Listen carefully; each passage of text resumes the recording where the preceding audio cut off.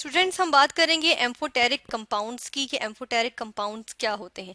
हम देखते हैं कि एम्फोटेरिक का वर्ड जो है वो एक ग्रीक वर्ड से आया है। हमारे पास ग्रीक वर्ड है, ग्रीक वर्ड जो कि है एम्फोटेरियोआई। ठीक है, ये ग्रीक वर्ड है हमारे पास, एम्फोटेरी और ओ आई। ठीक है, एम्फोटेरियोआई ये ग्रीक वर्ड है। हम इसको सही करके लिख लेते हैं कि ओ है और फिर आई है हमारे पास। ठीक है, और इसका मीनिंग हमारे पास होता है बोथ, यानी दोनों। ठीक है, बोथ इसका मीनिंग होता है।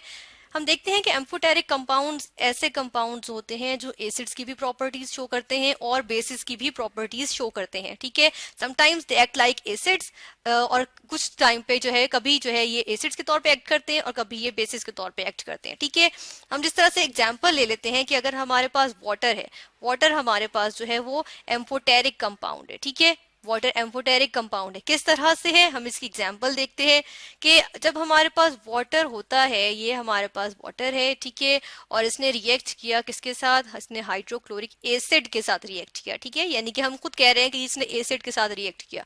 आयनाइजेशन हो गई वाटर में किसकी, हाइड्रोक्लोरिक एसिड की। हमारे पास क्या चीज बन जाती है, हमारे पास बन जाता है हाइड्रोनियम आयन। और क्या चीज बन रही है, क्लोराइड आयन। ठीक है, हम अगर देखें इसको लॉरी ब्रॉन्स्टेड कंसेप्ट के अकॉर्डिंग, तो हम देख रहे हैं कि हाइड्रोक्लोरिक एसिड ने जो है अपना प्रोटॉन जो है वो वाटर को दे दिया है। तो हम डिक्लेयर कर सकते हैं कि ये प्रोटॉन डोनर है, तो ये एसिड है, यानी कि हाइड्रोक्लोरिक एसिड एसिड है। ठीक है, क्योंकि ये प्रोटॉन डोनेट कर रहा है और वाटर प्रोटॉन ले रहा है, तो हम क्या कह सकते हैं कि ये बेस है। ठीक है, इसके अलावा हम ये देख रहे हैं कि हाइड्रोनियम आयन जो हमारे पास बना है वो किस तरह से बना है कि जब बेस ने एक प्रोटॉन एक्सेप्ट कर लिया है तब हमारे पास हाइड्रोनियम आयन बना है। तो हम कहते हैं कि हाइड्रोनियम आयन हमारे पास क्या है, हाइड्रोनियम आयन कॉन्जुगेट एसिड है हमारे पास। ठीक है, हम कॉन्जुगेट के लिए CONJ लिख रहे हैं सिर्फ, यानी एब्रीविएशन लिख रहे हैं। कॉन्जुगेट एसिड है किसका, वाटर का। ठीक है, या बेस का। ठीक है, और हम क्लोराइड आयन की बात करें तो हम कहते हैं कि ये जो है वो प्रोटॉन लूज, जब एसिड ने प्रोटॉन लूज किया तब हमारे पास बना है। तो इसको हम कह देते हैं कि ये क्या चीज है, ये है हमारे पास कॉन्जुगेट बेस। किस चीज का,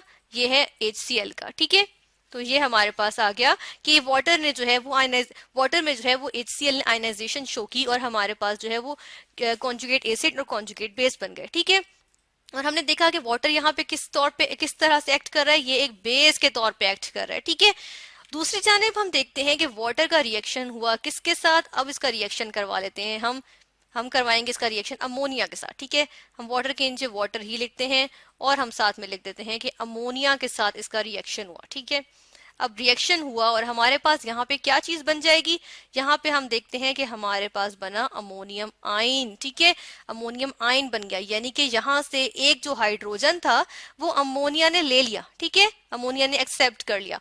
और क्या चीज हमारे पास बन रही है, हमारे पास बन गया हाइड्रोक्सिल आयन। ठीक है, OH नेगेटिव आयन बन गया।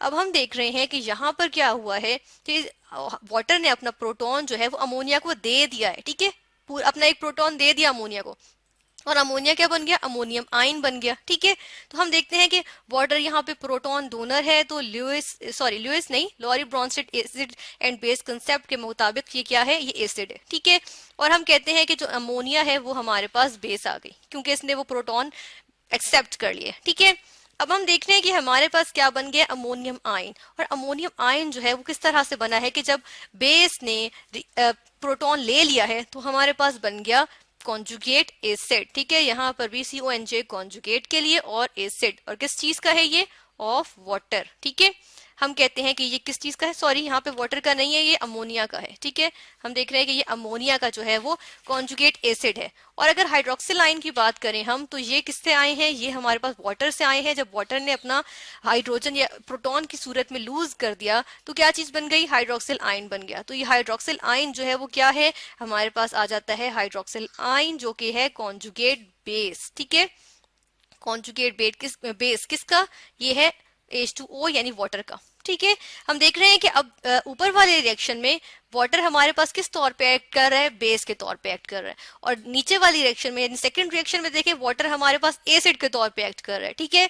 तो हमारे पास डिफरेंट जो है वो दो, यानी कि दो हमारे पास कैरेक्टरिस्टिक्स आ गए एक ही सब्सटेंस के, यानी कि वाटर के ही हमारे पास दो कैरेक्टरिस्टिक्स आ गए, एज बेस भी आ गया और एज एसिड भी आ गया, ठीक है। तो हम देख रहे हैं कि वाटर ने जो है वो एसिड के तौर पे भी एक्ट किया और बेस के तौर पे भी एक्ट किया, ठीक है।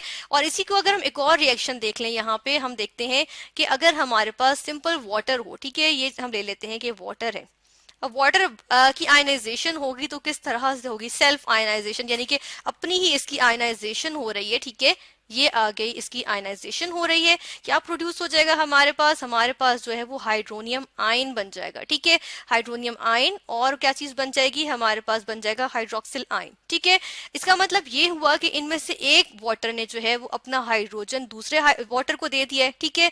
उसके बाद क्या बना उसका, वो जिसने प्रोटॉन अपना लूज किया है, हाइड्रोजन देके प्रोटॉन की सूरत में लूज कर दिया अपना हाइड्रोजन, तो वो जो है वो OH नेगेटिव आयन बना रहा है, ठीक है। और जो जिसने गेन किया है वो क्या बना रहा है, वो हाइड्रोनियम आयन बना रहा है, ठीक है। जिस तरह से यहाँ पे हम देखते हैं कि अगर हम सपोज कर लेते हैं इस वाटर के मॉलिक्यूल ने अपना जो है वो हाइड्रोजन प्रोटॉन की सूरत में इसको लूज किया है, ठीक है, तो हम कहेंगे कि ये जो है वो हमारे पास क्या है, एसिड आ गया। और ये वाला वाटर पे का मॉलिक्यूल क्या होगा, फिर ये बेस होगा, क्योंकि इसने प्रोटॉन एक्सेप्ट किया है। अब हम क्या देख रहे हैं कि ये जो है, यानी कि ये हमारे पास हाइड्रोनियम आयन बना है, ये क्या हुआ है, ये जब बेस ने अपना जो है वो प्रोटॉन, इसने एसिड ने अपना प्रोटॉन लूज कर दिया बेस को, तो बेस जो है वो क्या बन गई है, वो कॉन्जुगेट एसिड बन गया है, ठीक है। ये आ गया कॉन्जुगेट एसिड, हम लिख देते हैं यहाँ पे कि कॉन्जुगेट एसिड।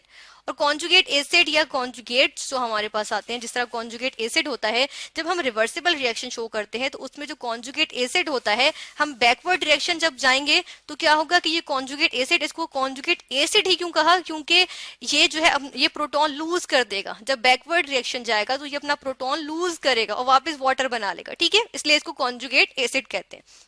और हाइड्रोक्सिल आयन जो है वो किस तरह से बना है कि एसिड ने प्रोटॉन लूज करके क्या बना लिया, हाइड्रोक्सिल आयन। तो ये हमारे पास क्या आएगा, ये कहलाएगा कॉन्जुगेट बेस, ठीक है। इसको हम कहेंगे कॉन्जुगेट बेस। बेस ही क्यों कहा इसको कॉन्जुगेट बेस, तो बेस का वर्ड इसलिए इसके साथ आया कि अगर रिवर्सिबल रिएक्शन होगा, यानी कि रिएक्शन बैकवर्ड जाएगा, तो ये जो है वो प्रोटॉन एक्सेप्टर का होगा, उस वक्त ये प्रोटॉन एक्सेप्टर के तौर पे एक्ट करेगा, इसलिए हम इसको कहेंगे कॉन्जुगेट बेस, ठीक है। तो हमने देखा कि वाटर जो है वो हमारे पास रिएक्ट कर रहा है, वो या फिर हम कहते हैं कि वाटर एक्ट कर रहा है किस तौर पे, बेस के तौर पे भी और एसिड के तौर पे भी, ठीक है। और हमने देखा कि वाटर की जब सेल्फ आयनाइजेशन हो रही है तो उसमें भी ये जो है वो एसिड के तौर पे भी एक्ट कर रहा है और बेस के तौर पे भी एक्ट कर रहा है।